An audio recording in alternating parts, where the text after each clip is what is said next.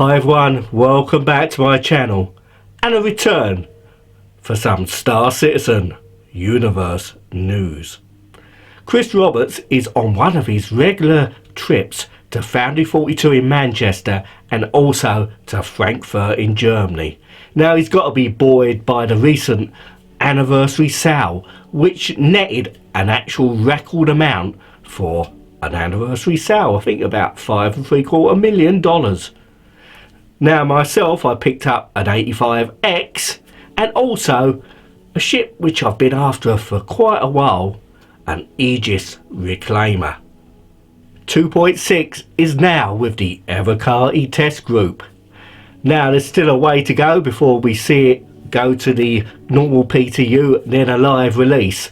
And in fact, the internal JIRA documents have been updated on the RSI website, which does show that the projected dates have slipped, which of course has to be expected, and it's very probable that the release dates for 2.6 will slip again. That's game development, but at least everything is in the open so we can get regular updates on the status of 2.6.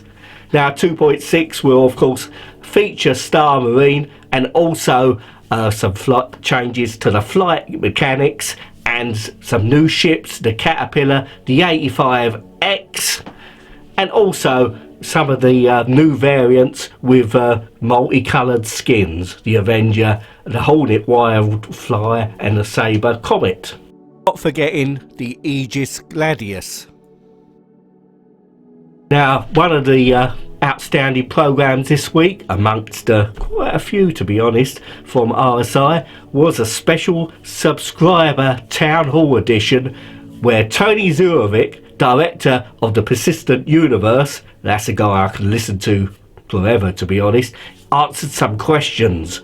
And one of the questions he's answered was about how interdiction will probably work in the PU.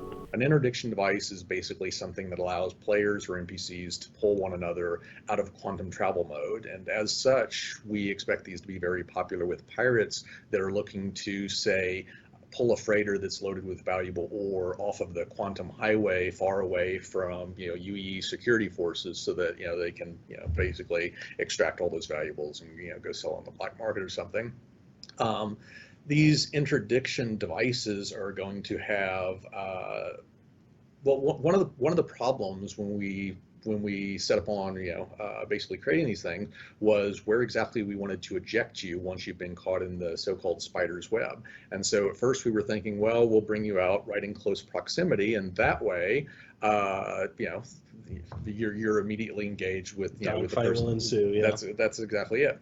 The problem with that is assuming you're a freighter and you actually need some assistance and you employ your service beacon, which we've talked about before, to basically call some mercenaries to come to your aid. By the time those other players and NPCs show up, you're probably already dead. So then we started looking at it the other way. It's like, well, we'll basically just increase the amount of distance. So we'll pull you out of quantum travel mode, but we'll put 5 or 10 miles between you, and they'll have to close that distance before they can actually engage. So you've got a little bit of time to call in the reinforcements. The problem with that was that then a lot of players, once they got pulled out of quantum travel mode, they would just respool their engines back up, and within the course of whatever it takes, 30 seconds, a minute, 2 minutes, they'll jump back out before the distance has been closed. And so we wound up settling upon an area of effect mechanic where the person that actually initiates the interdiction field will have the ability to dictate how much what the amount of power that's being consumed, which will ultimately determine what the range of the interdiction device is, and also the shape of the curve. The shape of the curve will basically dictate the probability where you'll actually fall. In other words, you won't always fall at the center, you won't always fall at the fringe, but it will be based probabilistically based upon the shape of that curve. And so as you basically push that curve farther in, you're more likely to have people fall in that area. However, that also means that they can re-engage their quantum engines at a much less significant significant distance. So of course the person that actually initiates these things is going to be trying to figure out what the sweet spot is given the area they're in as to how they want to tune these devices.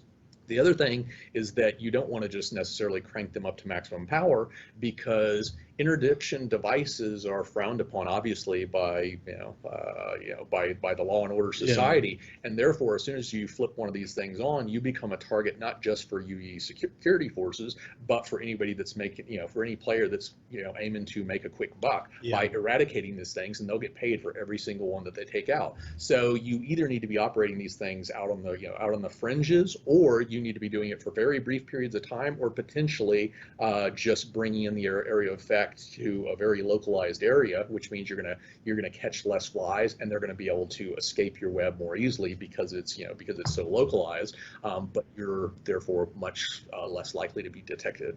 Now, there was a very interesting episode of Around the Verse this week, and had some very interesting segments in it, and one of those was about the new asteroid generation tools, which shows how easily they can generate massive fields of asteroids, and these will be in 2.6 and beyond. Now, also in Around the Verse, there's a great piece on the new camera controls coming into 2.6 and beyond.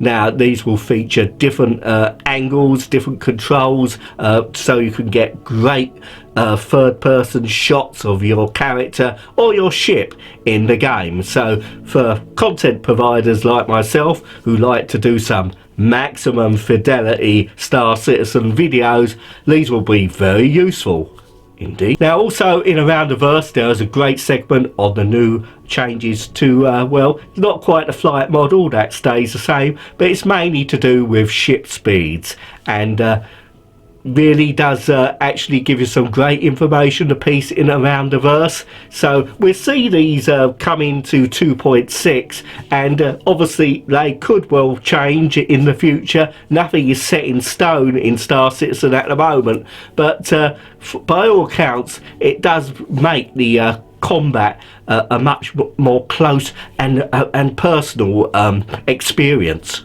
The first thing we were doing, obviously everyone will know about, is the SCM speed change, where we kind of halved those speeds from what they were to try and increase the closeness of combat and make it feel a bit more engaging in that sense. And it just had to be addressed in some way. And that, I guess, leads us to demonstrate how cruise is no more, and how we've adapted Afterburner to fill that gap, to reach those speeds. But here we go. This is me now using Afterburner. And as you can see, I'm hitting cruise speeds here, and I'm just holding the shift key to get there. And then when I release, the current plan is to, once you Afterburner, you will stay at the velocity you've hit once you release the key, and you'll stay in what we're terming like an Afterburner active or Afterburner primed mode, where you'll continue at this velocity. Your Afterburner or hydrogen fuel will start creeping down slowly, but you've used a lot of it to burn up to this velocity in the first place, and I've gone out of bounds.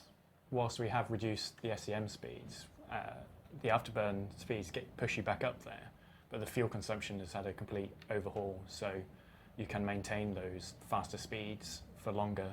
You'll be able to maintain it at that velocity and use less fuel, pretty much as we show here, but there will be a higher burn cost for getting up to that velocity. I want to point that out. There will be the penalty of using Afterburner quickly.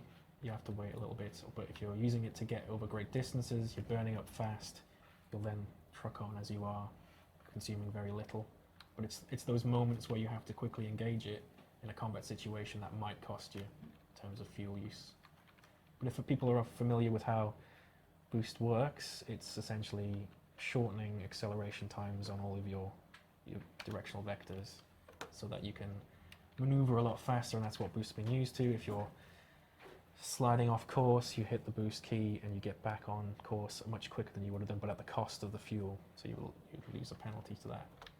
Once you trigger the afterburner, you become a lot less maneuverable, much like you do in cruise, as I'm demonstrating here. This is me at full afterburn. I've got the restricted maneuvering. This is entirely based on where your throttle is once you enter the mode. So the lower the throttle is, the more maneuverable you are whilst afterburning. I suppose trying to change your course quickly, you decouple, you spin round, you hit afterburner to get those main engines to change direction as quickly as possible. As you can see by that. Well, thank you very much for watching. And that's just some of the news this week from the Star Citizen universe. Now, hopefully I'll be back to do one of these fairly soon, although it's getting to that time of year at work where it's very busy, and I'm busy delivering all types of Christmas cheer. But hopefully before Santa comes down that chimney at Christmas, we'll all be playing 2.6. You never know. Keep your fingers crossed. Now, as for 3.0 and beyond, I think we'll have to wait into next year. Now, I'm not going to guess the release dates for 3.0, but I guess once 2.6 is out, they'll probably release an internal JIRA document on the RSI site to give us some idea of what they think the projected release dates, and remember, all things are only projected, will be for 3.0 and beyond.